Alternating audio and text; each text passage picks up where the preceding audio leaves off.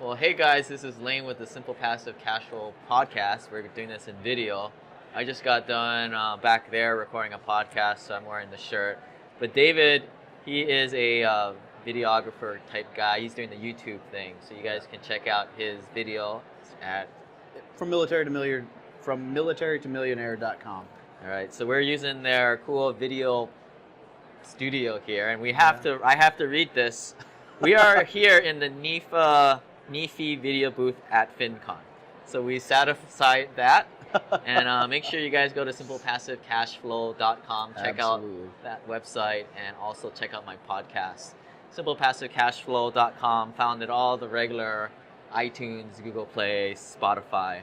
But I got my buddy David here, we're gonna be talking about military, hacking the military system. Yeah. You still an active duty Marine. Cool. Yep. So we're gonna this video and podcast is gonna kind of go out to a lot of the military folks. Maybe you guys can share this with other people in the military. So the first topic we're gonna talk about today is who you are. So maybe tell us a little about like your experiences and how you got into the military, and you're also a real estate investor. So I think this will be good for a lot of folks here. Absolutely. So Lane, thanks for having me on your show. So Lane and I got to know each other out there in Hawaii. I'm currently stationed on Oahu, and we met at a meetup on the, I want to say, this is going to sound terrible, some of you are going to be super jealous, but we met on the beach. Not a bad place to network.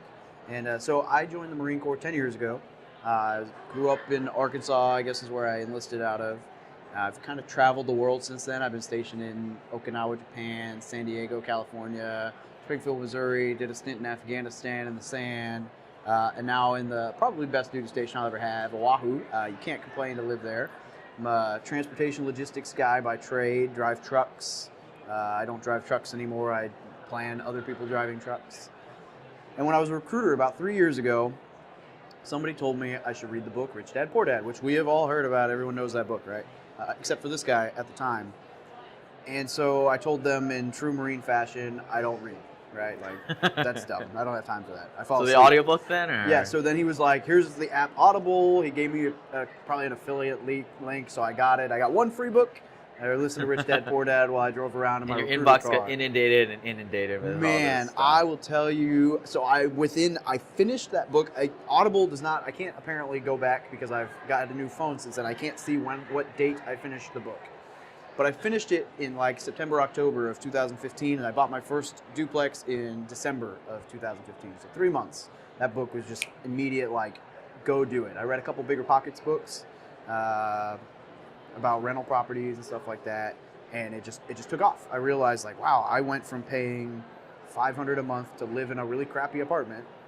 $500 a month is Missouri prices, not Hawaii prices, to paying about $150 a month to own a decent duplex that was bigger, had its own parking spot, and I was building equity and all the other benefits that come with real estate. And I was living for cheaper. And then when I moved out, I started getting paid to own that property. And since then, we've bought, I want to say we have like 53 units now over the last 3 years. A lot of that in part to a big monster thing that we just closed on.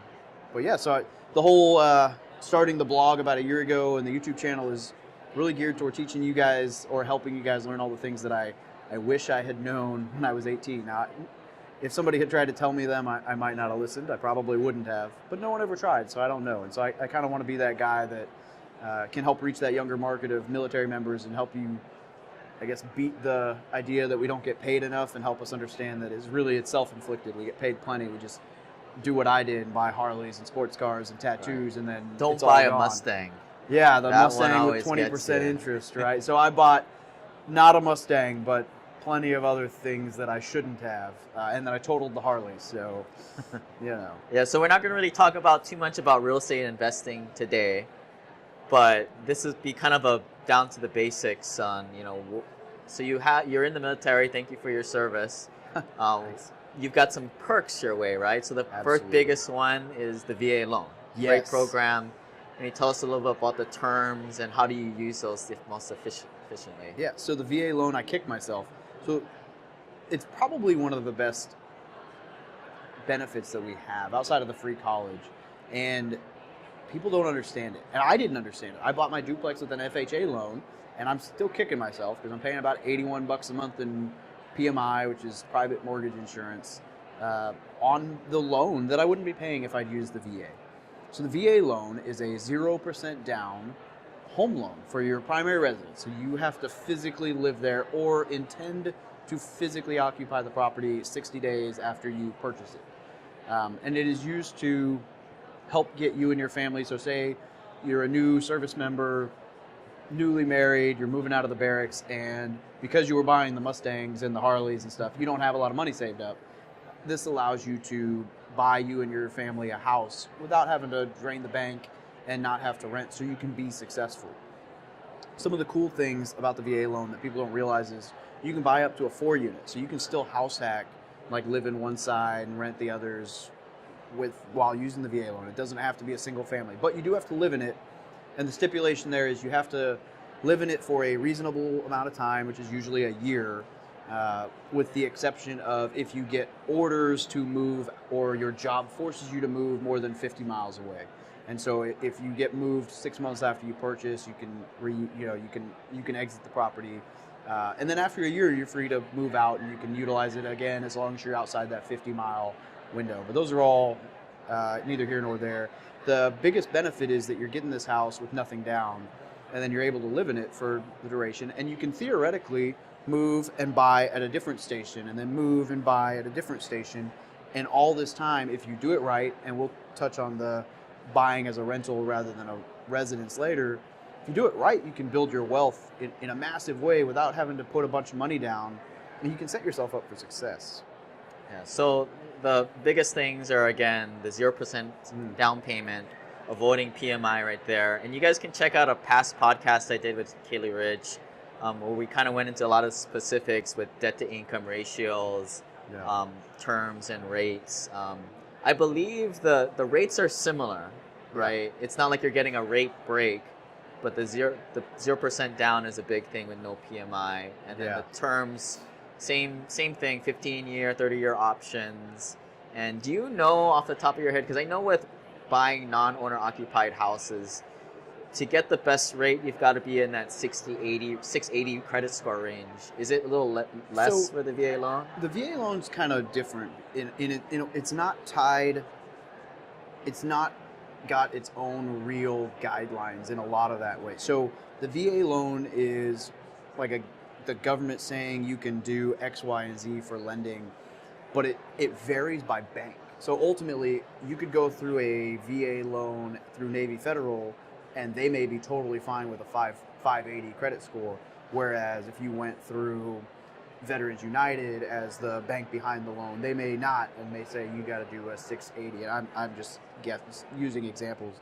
But so the credit requirements kind of vary, so you can shop around and be flexible on that. So there are banks that will still approve. It's not like a regular non-owner occupied house where you go to any bank, Bank of America, Credit Union X, or whatever bank. They're packaging up your credit profile and putting you into a Fannie Mae, Freddie Mac box, where these are the terms. If you have this credit score, this debt-to-income ratio, you get this rate and this fee structure. So what you're saying is, as a VA loan, you get this profile. As long as you're a VA, then it gets shopped around privately. It's not a government-backed loan. It's more of a private loan in a way. Is that my understanding? Yeah, so it's much more flexible in a lot of that way. So it makes it harder for the consumer because now you have to go shopping around a little bit more than...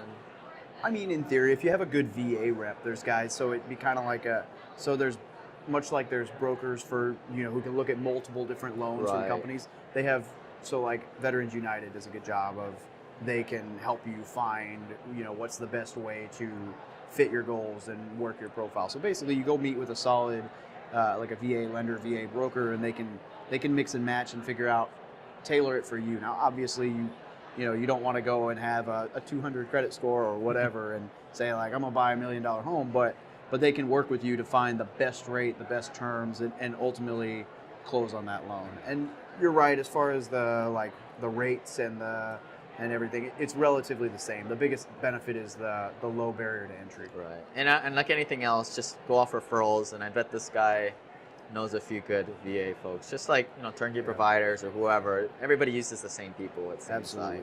Yeah. So that you've got these cool VA loans, and when your duty station changes, now it's kind of like a good get a free jail card in a way to get a new loan. So is that the way to do it? Is you just when you hop around to a few duty stations, you just pick up a house in each place? Yeah. So that could be a very awesome strategy. So there are a couple things to note there. The first is that generally across the nation, about 410 is like the cap for VA. So if you buy a $200,000 house in Carolina and a $200,000 house in Missouri, then you're probably capped. Now, if you go to somewhere like Hawaii, the cap is 721. Yeah, you can't get a house for under 600 grand in Hawaii. Yeah, and 721 on Marine Corps side in Kailua is going to buy you like a patch of land with a house on it, maybe a box, and but you could go up to that limit. And then if you go past that limit, the difference is, so let's say I had never used it. I wanted to buy $1 million home in Hawaii, and I was only capped at 720. I could, for the remaining 280,000, I can still use the VA loan. I just have to pay 20% of that 280.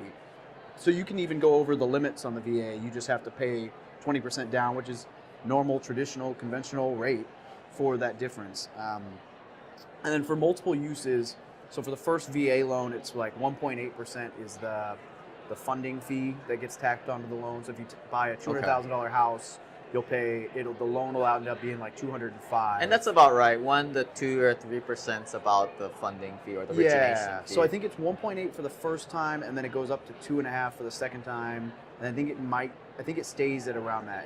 If you're disabled vet, it stays at like 1.5 forever. So just know multiple uses. People say it gets more expensive. That's really all that changes is the funding fee goes up a little bit, but it's still very reasonable considering you're not putting any money down. But it doesn't matter, right? I mean, that's minutia. I mean, that's nothing. Absolutely. Owning the asset and not paying 20% down is definitely worth the extra 1% funding fee that you're not paying until you pay off the mortgage. So all that aside, the house hopping, move around the country thing, I would caution this, and I tell military members this all the time, because we like to buy the fancy Mustang and have the night. It's almost as though the military thinks they don't get paid anything, and everyone thinks the military doesn't get paid anything. So to prove them wrong, we try to look rich instead of be rich, and we blow all our money on really fancy things to show on YouTube and Facebook, like, look at this awesome thing, and then we end up not feeling like we made any money because we don't have any left over. Because you get a stipend, right? Like a signing bonus. Yeah, it depends on your job. I mean, I never got much cool stuff. I'm in a boring job. I drive trucks, which in 2008, they were giving some bonuses out because nobody wanted to be the guy who drove around in trucks in Afghanistan because they might blow up. So there was some bonuses then, but not anymore. So what I would say is buy a rental property. Don't buy a primary residence. So if you're going to buy in every location, a couple things like Hawaii might not be the location to buy a rental property or a house, because the cost of the house is never going to be really. It's very difficult to find a property that the rent will justify how much you're paying. Yeah, we'll just say on this, I mean, this audience out here, no bueno, guys. It's not going to happen. You're not going to. Hawaii, San Francisco, Seattle are primary markets. You're not going to find the rent-to-value ratios. San Diego's a big one for us. Yeah. So if you're in one of those markets, renting is okay. I live on base right now. I'm a huge lover of real estate investing and equity, and I rent on base because I have a much bigger house and much better lifestyle than I would be able to afford. And I don't have to worry about appreciation, maybe doing whatever. But if you let your buddy live in the house for you and pay it, no, I think that's fraud, right? I'm not gonna go there. I'm just not mention anything. No. But then, say I'm trying to go to North Carolina next, and the house prices are very reasonable there. And my end state would be to buy hopefully a fourplex with the VA loan when I move in. And I'll move in, and I can even fly out and put it under contract, and I could, in theory, close on it up to 2 months prior to landing there, and I would have the property and just move in right when I get there. And that's the dream with the VA loan, is that your move could literally be moving your stuff, no hotel room, no whatever, right into your house. That's very difficult to plan out when you're 6,000 miles away, but in that case, then I'm buying a rental property, and I know when I leave North Carolina, I will be cash flow positive on that property that I bought with the VA loan. So I got in for nothing, and now it's making me money, and that's quite the asset. The return on the internal return rate or internal rate of return, but total return when you do cash appreciation, mortgage pay down, tax benefits. If you're putting nothing down, it's infinite. any money you make out of that property, forget 1%, 2%, 10% returns, 20% returns, which is awesome. Imagine paying this much and then getting paid for the rest of the time you own a property. You can't beat that. But you got to live in the property. Got to live in the Fully property. intention of living in the property. For at least the first year. So for some of you guys non-military folks, there's this thing called relocation assistant. And when I worked for a big company, that we would get this when they would move us around from time to time. You would get something like 2 months' salary as a sorry, tell your spouse they have to drop and leave everything, and your kids have to leave school, take them to Disneyland to appease them, whatever. And then you also would get like another infusion of cash for moving, and then they would, whatever closing costs to sell your house, they would cover it. And if you lost money for some strange reason, which was common back in 2010, 12, they would cover you up to a certain amount. Yep. It's very similar in the military. They like the same relocation benefits. Yeah, so they will pay for the move up to a certain weight. So depending on your rank, you get a certain weight limit for all your household goods, which I've never come close to. And I mean, my motorcycle counted as my weight when I put it in a box, and I still didn't come close. So it's a substantial amount of weight, and they will pay for that. And then they'll reimburse for anything broken at fair market value. Takes a little bit of time because it's the government, but they get it to you. And then they also give you, so I get to use my government travel card for move, and so I'm paid by, if I have to drive, I'm paid by mileage. If I fly, they pay for the flights. If I stay in a hotel or food, like all of that gets reimbursed, and I get a stipend, basically like an allowance. And then on top of all that, they give you a TLA, which is like a temporary location allowance. And so when I came to Oahu, they were legitimately giving me they were paying for the hotel, and then because of cost of living in Oahu, the family we were getting $140 a night for food, which is, even in Oahu, that's a ton for getting paid. So I mean, we made enough money in the move, because if you're smart about it and you're frugal, you can still make out on top. We made enough money in the move that we bought my wife's truck in cash. Yeah. I mean, it was used. Yeah, 20, 30 grand if you're smart. Maybe, I don't know. We made 6, which was plenty. But so I say 6, but that's net after the moving the household goods and flights, and so probably closer to 20 or 30 when you think about how much the total move costs, especially if I go from here to North Carolina. And they'll pay you more. I mean, when I was in corporate America, they would pay you more if you were a homeowner as opposed to a renter. So I don't know if that's the same thing, or it's based off probably the home. I've never asked that question, so that's a good something one. to check up. I mean, this stuff changes all the time, so these are the questions to ask. So the other thing I wanted to chat about is, so you're enlisted, you do a few years, and then that question, right? Are you gonna stay in or stay out? Yeah, Let's talk about that a little bit. Man, the roller coaster. So let me preface this by saying I love the Marine Corps, I love the military, and in all reality, I might have exited the service a year or two ago, and probably the biggest decision factor for me was the camaraderie, the people I work with, the travel, those things that I love. And if I retire and do the real estate and YouTube thing full time and all that, my wife gets her job, we could still travel, and I would still get some camaraderie, but part of the nice part about real estate investing or a side business is you have the freedom to get out of the normal default path. Yeah. So I think people forget how nice they do have it in the military, because people get wrapped around, like, my W-2 says I made $40,000 last year. I get a $3,200 a month housing allowance. So my W-2 says $4,000 or $40,000. That was taxed, but you factor in the housing allowance, the cost of living allowance, the food allowance, and all the other benefits, healthcare, medical, dental. I mean, I probably brought in the equivalent of like $110,000, and only like 40% of that was taxed. It's like a rule of thumb is just take your W-2, multiply by 2, and that's your salary outside at a regular job. Yeah, so I mean, it's a very solid, it makes it, from a financial standpoint, it makes it very difficult to make the decision about whether you stay in or not. So ultimately, what it's boiled down to me over the last 2 years that I've been on this roller coaster, my wife will tell you that it is a total emotional roller coaster, day in, day out, is the moment I stopped being happy in the military. So I'm not in the military for finances. I don't think any of us are. And the benefits are great and the lifestyle's great. The moment I stop being happy is what it boils down to. But in the transition, there are a ton of resources They have a full week on transition readiness. They teach you to build a resume, get you into college classes. There's a GI Bill for going to college. They get a housing allowance while they go to college. You could house hack with the VA loan wherever you want to live using the GI Bill, and you could essentially not work, although we're all workaholics, probably would still work. You could essentially not work, go to college full-time, house hack, and live, I mean, they take care of you. So when you get out of the military service, do you lose that ability to hop around and use your VA everywhere? Or That's up to you. So the general rule still applies if it's a work-related move over 50 miles, or I don't know that it matters necessarily the work-related piece. I think that's just if you're trying to break under a year. Like if you buy a house and 6 months later you want to move 50 miles away, they're probably going to want to say like, hey, you need to wait a year before you use a VA, or have a justifiable reason, Right. like a work move. a letter from your employer saying you got fired or you're moving somewhere else. If it's as long as on good enough terms, they'll write that letter for you. Unless if it's over a year, it doesn't matter. If it's over 50 miles. So the big thing is just remembering those maxes.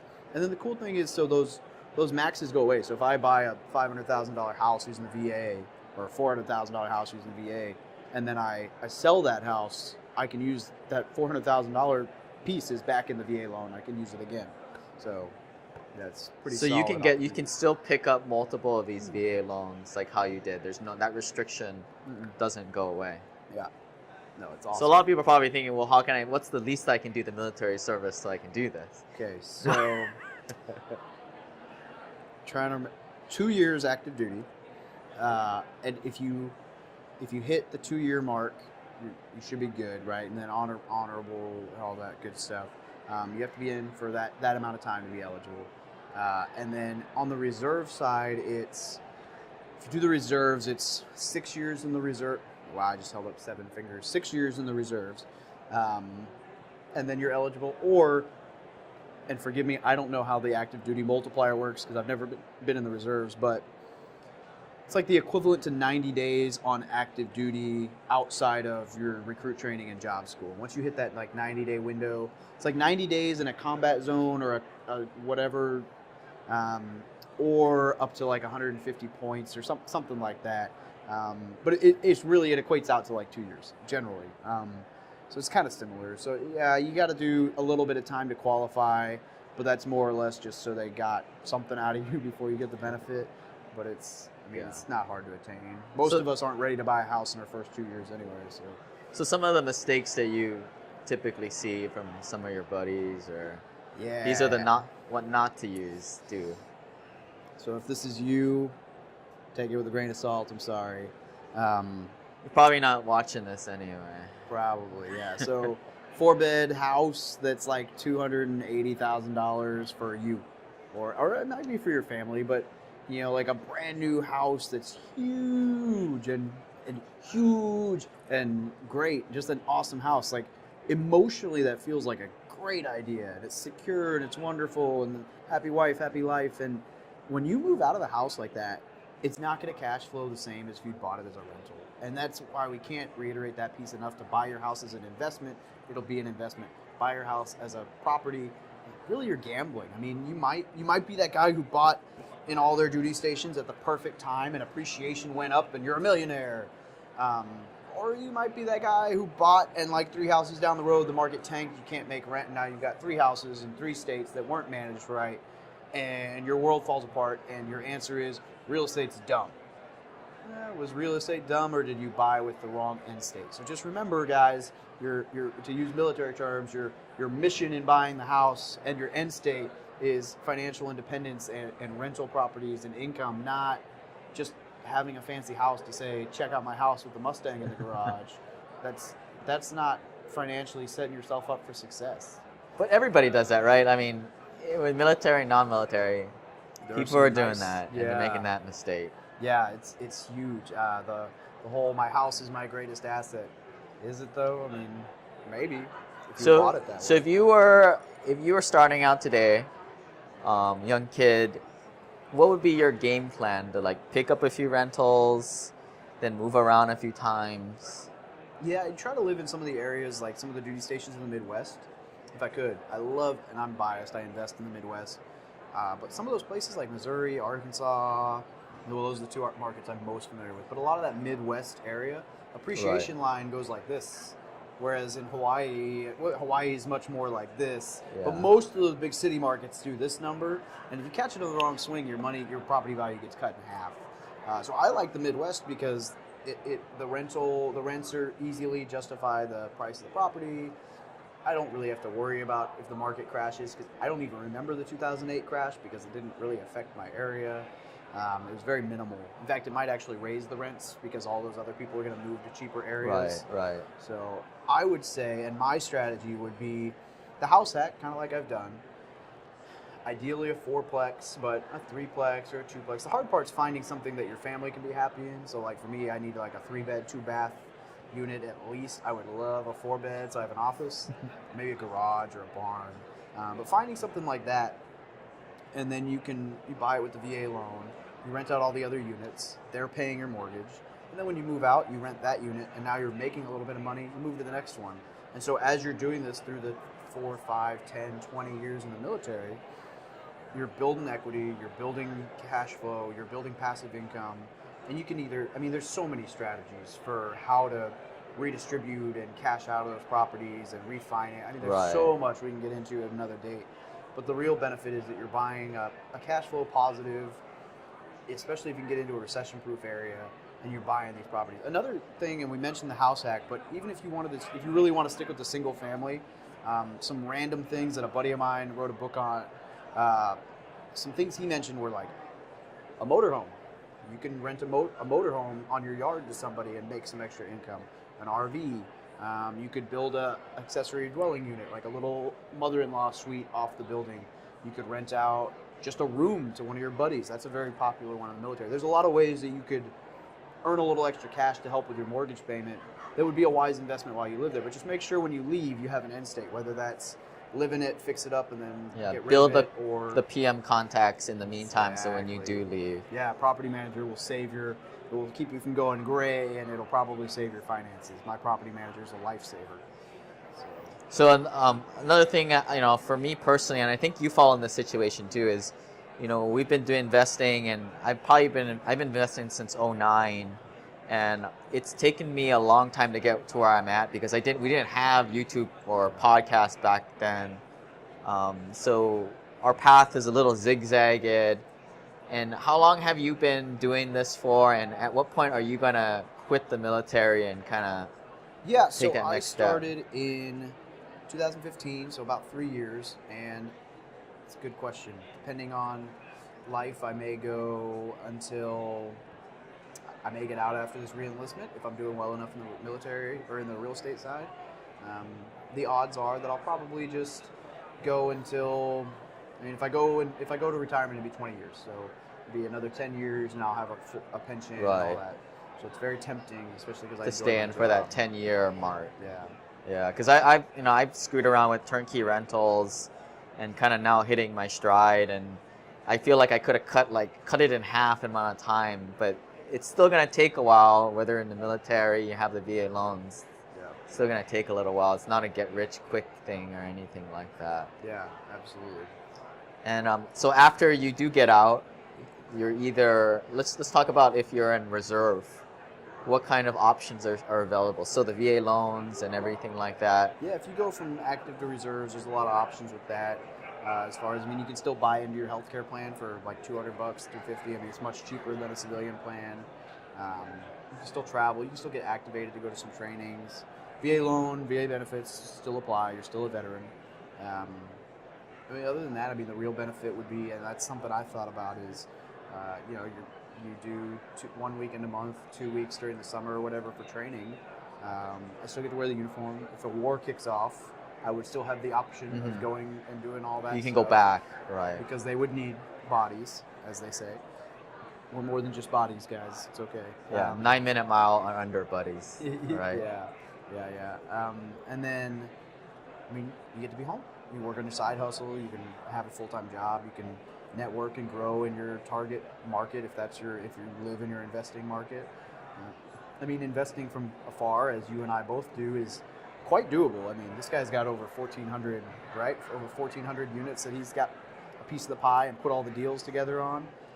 And are any of them in Hawaii? No, Yeah. don't invest in Hawaii. Yeah, exactly. And I have a fix and flip that I'm a partner on kind of right now, and that's it. And that's not a passive thing, that's a active thing, and I'm a passive partner on it. And that would be about the only thing I would do in this market. Everything I do buy and hold is Missouri, Arkansas, Midwest, but we have both been able to do that long distance. Definitely would be easier sometimes if I lived locally, but don't let that stop me. Right. So once you leave, let's say you go past reserve and you're out.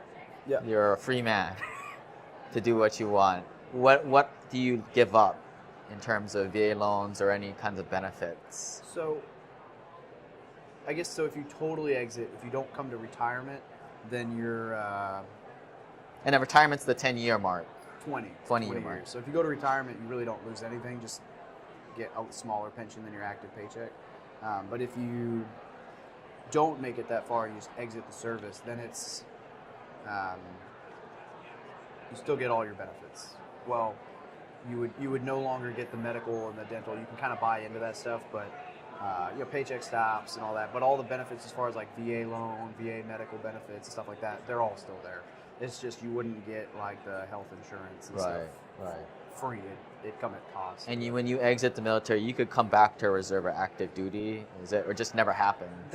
It just really depends. I mean, that's on the service and what they're needing, if they're upsizing or downsizing, or I would not say to make your exit strategy to come back in when the going gets tough, because I know like the Marine Corps is not taking a whole lot of prior active duty. But it's possible, and it changes. I enlisted a couple when I was a recruiter. It just kind of comes and goes.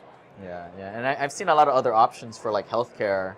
I mean, there are 2 religious affiliated healthcare providers out here that the idea is you don't go through a normal, regular, traditional provider like at my company at work where it gets bloated because all the government regulation and everything. I mean, it's like half the price, and if not better coverage. Just they don't pay for a lot of things like abortion, whether you're for it or against it, whatever. But they won't pay for a lot of that stuff, so it brings the price, and there's a lot less admin costs. So there are other options. So absolutely, I would say don't let that just be the whole thing for staying in the military service. Yeah.